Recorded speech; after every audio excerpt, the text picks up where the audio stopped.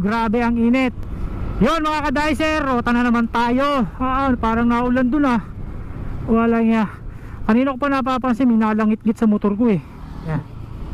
Tingnan nga natin. Ano kaya to? Yan.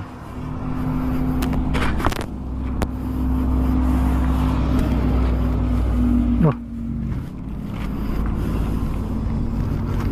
Basura. Pinagkainan. Hindi pa inubos.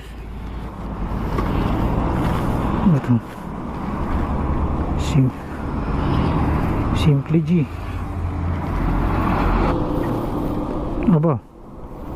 Baby oil.